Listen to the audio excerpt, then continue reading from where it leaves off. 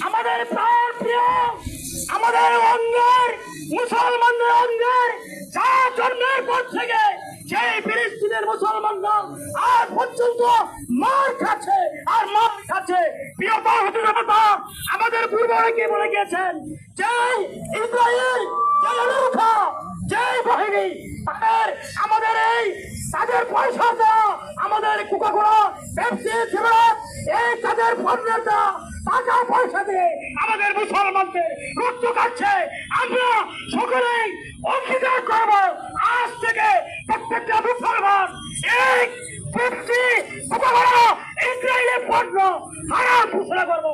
হারাম জাতীয় সংঘ যদি শেষ পর্যন্ত আমাদের উপর ফিলিস্তিনের উপর হামলা করা হোক, সারা বিশ্বে মুসলমানরা করে করে ইহুদিরা ছাড়া খ্রিস্টানদেরকে জবাই করবো।